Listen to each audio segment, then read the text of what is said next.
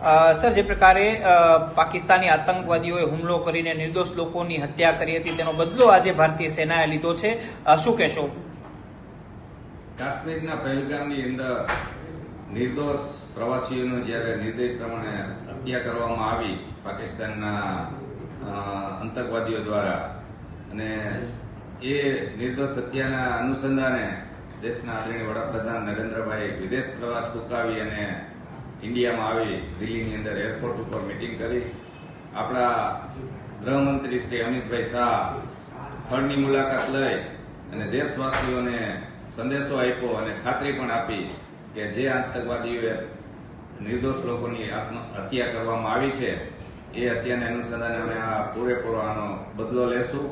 અને એના ભાગરૂપે આજે રાત્રે 1:30 કલાકે એર સ્ટ્રાઇક કરી અને પાકિસ્તાનના જે કંઈ આતંકવાદીઓના સ્થળો હતા એને ગોતી અને 9 જગ્યાએ હુમલા કર્યા છે.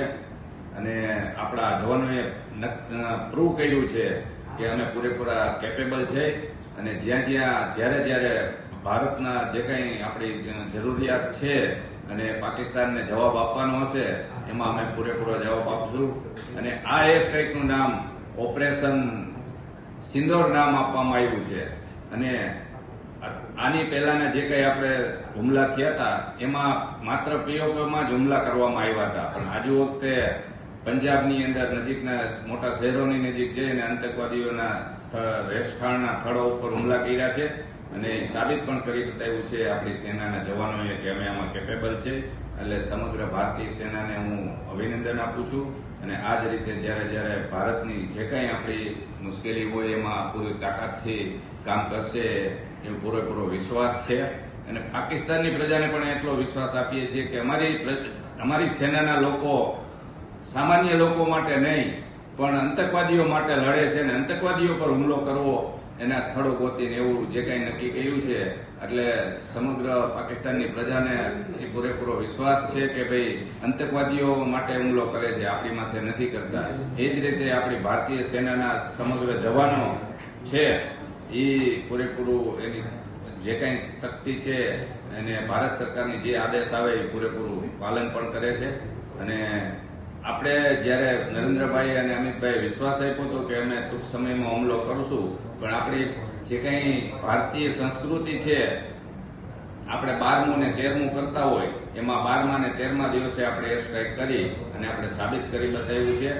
અને આ એર સ્ટ્રાઇકને અનુસંધાને આપણે મોક ડ્રીલ પણ કરતા હોય છે. ભારત સરકારે મોક ડ્રીલ જાહેર કરી છે, અને મોક ડ્રીલના જે કંઈ આદેશો આવે ભારત સરકારના અને આપણા તંત્રના અને પ્રજા ઉપર જે કંઈ આદેશ આવે એ આદેશનું આપણે પાલન કરવું એ પણ આપણી સમગ્ર પ્રજાની જવાબદારી છે.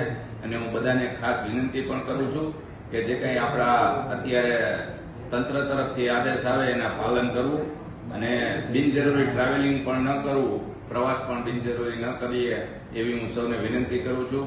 આ સાથે હું એટલું પણ કહું છું કે જે કંઈ આપણા એરપોર્ટ બંધ કર્યા છે એમાં રાજકોટ, ભુજ, જામનગર, પોરબંદર, કેશોદ, કંડલા, જોધપુર, અમૃતસર, શ્રીનગર અને એ સિવાયના જે કંઈ પછીના જે કંઈ સૂચનાઓ આવે એ સૂચનાનું આપણે સહજપણે પાલન કરવું જોઈએ એવી વિનંતી પણ કરું છું.